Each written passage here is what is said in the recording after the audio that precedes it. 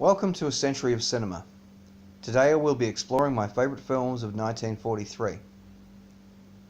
First up is Sahara, directed by Zoltan Korda. Humphrey Bogart stars as Sergeant Joe Gunn, commander of a tank crew fighting the Nazis in the Sahara Desert. They come across a group of stranded Allied soldiers, a few Brits, one played by a very young Lloyd Bridges, a South African and a Frenchman. They head off in search of water and along the way pick up a Sudanese soldier with an Italian prisoner. The Sudanese, Tambul, knows the location of a couple of wells and guides them. Soon after, they are attacked by a German plane, which they shoot down, collecting a Nazi prisoner but losing Bridges' character Clarkson in the attack. Tambul leads them to a ruin with a well that is only slowly dripping with the last of the water, but it is enough to survive on. They then find out that a large contingent of Nazis are on the way in search of water for themselves. Rather than leaving with all the water they can carry, they choose to stay and fight off the Nazis, hoping to at least delay them. Gunn sends one of his men, Waco, off to get help, but it is a long shot. The rest of the film is essentially a battle for survival. Like many World War II films, particularly those made at the time, Sahara is largely about what you were willing to sacrifice for the greater good. And it beautifully puts you in the desert right there with Gunn and his men. You feel the heat and the thirst, and you still want to stay and fight. The ensemble do an exemplary job of creating distinct characters, with some getting very little screen time. And even though Bogart is clearly the star, you never get the sense that he is overshadowing anyone. He's a soldier just like the rest of them. Sahara has a lot to offer.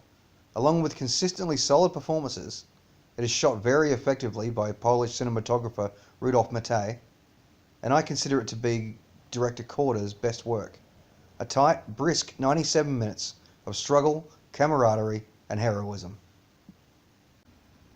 On the other side of the same coin, we have Tender Comrade, directed by Edward Dmytryk and written by Dalton Trumbo. Ginger Rogers stars as Jo Jones, whose husband Chris is fighting in World War II. She works at a factory and, struggling financially, convinces her friends whose husbands are also at war to pool their resources and rent a house together. They even have enough to hire a German housekeeper whose husband is also fighting with the US Army, and she quickly becomes a part of their makeshift family. As the five women work together to help each other navigate the financial and emotional struggles they face, Jo reflects on key moments of her relationship with Chris in a series of flashbacks. She also soon finds out that she is pregnant. This is a powerful performance by Ginger Rogers. It's an emotionally demanding role.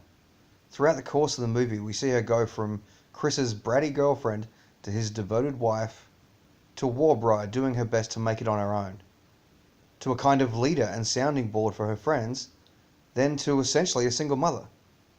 And she does it all with tenacity and tenderness. But she is not alone. The rest of the ensemble are extremely compelling too.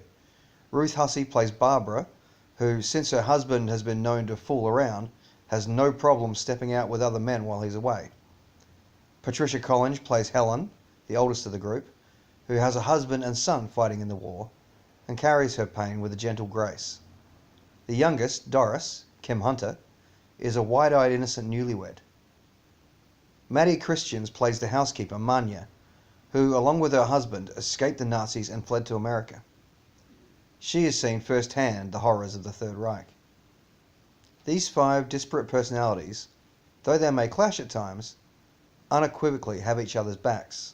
A loss for one is a loss for all. Director Edward Dmytryk and screenwriter Dalton Trumbo would later be blacklisted in the communist witch hunts, with the screenplay for Tender Comrade, a title which came from Robert Louis Stevenson's poem My Wife, being used as evidence against Trumbo. Hard to believe since the script is so unabashedly patriotic. It was the time for it after all.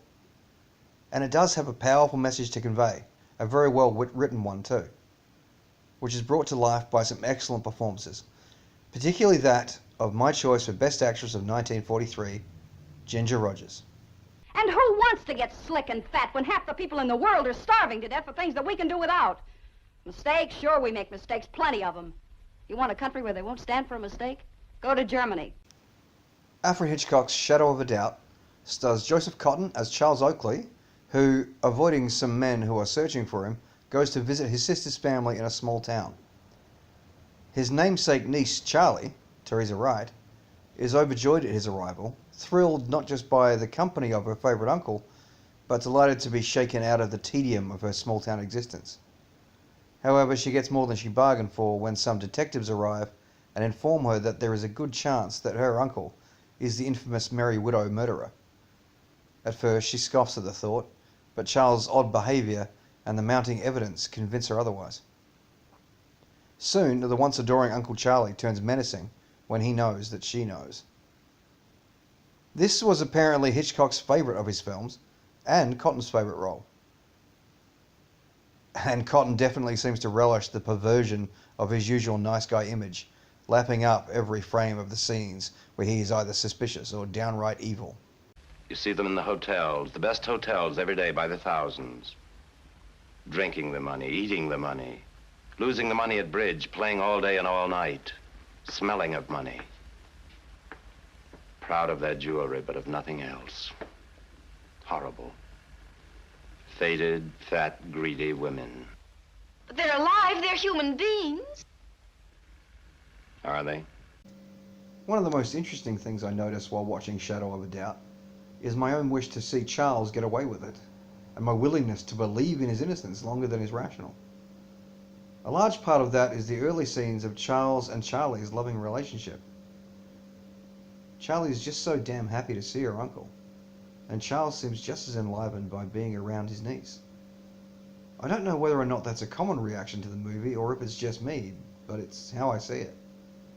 Like most Hitchcock films, the suspense is of the highest caliber, even when outcomes are essentially certain.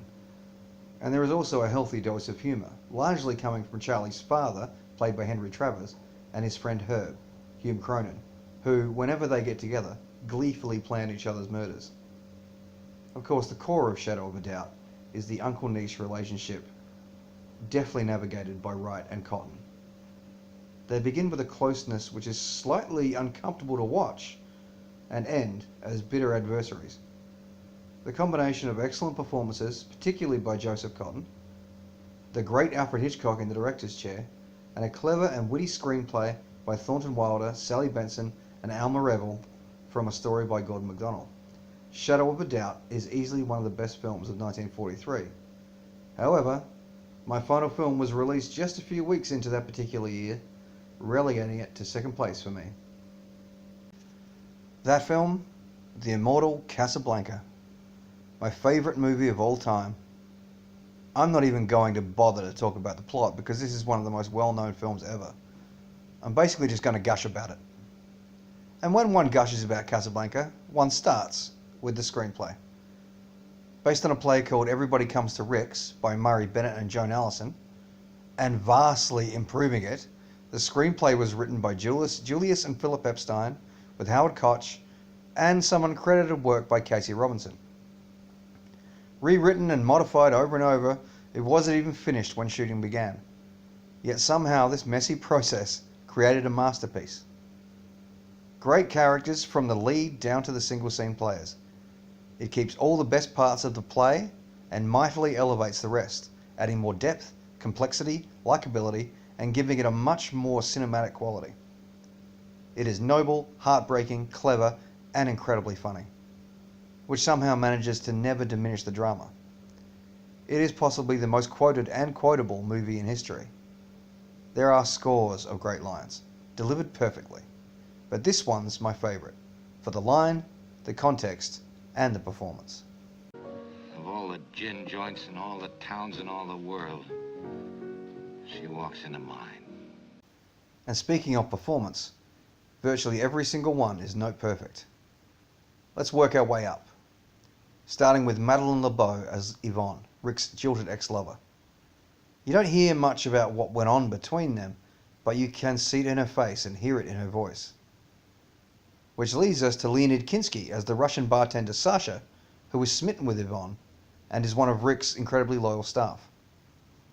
He's only in a couple of scenes, yet he makes a distinct impression, mainly due to the fact that he's so funny. Another of Rick's staff, the waiter Carl, played by S.Z. Sakal, credited as S.K. Sakal, he is sort of the heart of Rick's Cafe, the warmth that the place needs. Sydney Greenstreet is perfectly cast as the opportunistic Ferrari, who is a rival cafe owner, desperate to buy out Rick. Peter Lorre's character, Ugarte, essentially sets the stage for the rest of the movie, and he's kind of delightful in a mischievous way. Next, we have Sam, the entertainment at the cafe, and seemingly Rick's oldest friend. Played by Dooley Wilson, Sam is one of the most likable characters in the whole movie. He's completely guileless, but he always knows what's up, and he performs that timeless version of As Time Goes By. You must remember this, a kiss is just a kiss, a sigh is just a sigh. The fundamental things apply as time goes by. Moving along to the major players, Conrad Veidt plays Nazi Major Strasser, and he's the perfect villain. You just despise him immediately. Not necessarily because of what he says or does, but more for his expressions and inflections. You see him for a second and think, oh yeah, that's a Nazi. Claude Rains plays Prefect of Police Louis Renault. Louis is an awful person. He has no convictions and trades exit visas for sex. Yet he's played by Claude Rains, so he manages to be charming, witty, and, against your better judgment, extremely likable. Paul Henreid plays resistance hero Victor Laszlo, who is trying to escape the constant pursuit of the Nazis. He is appropriately solid and determined, yet conveys a softer side, particularly when it comes to his wife, Ilsa, a luminous Ingrid Bergman. She was married to Laszlo and thought him dead when she met and fell in love with Rick in Paris. She then found out he was alive, but very ill, on the day that she and Rick were to leave. Bergman does an excellent job with Ilsa. It's so clear that she loves both men, but in different ways. And though she is mostly emotionally vulnerable, she also shows her tenacity when it comes to fighting for the cause. Finally, the star of the show, Humphrey Bogart as Rick, one of the most iconic characters ever created, and my favourite Bogart performance. Whether he is stoically running the cafe, joyously in love in happier times with Ilsa, heartbroken when he reads the note telling him she won't be leaving Paris with him, drunk, morose, and dripping with bile after her arrival in Casablanca, or nobly sacrificing what he wants for the greater good, every aspect of him is expertly conveyed. Okay, I've gone on about it for a while now, so I'll wrap it up. Casablanca is my choice for Best Actor, Humphrey Bogart.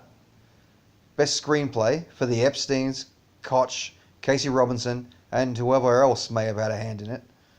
Best Director for the great Michael Curtiz, and Best Picture of 1943. Or any other year for that matter. Here's looking at you, kid. Join me next time on A Century of Cinema, when I will be discussing my favourite films of 1944. Now, go watch Casablanca.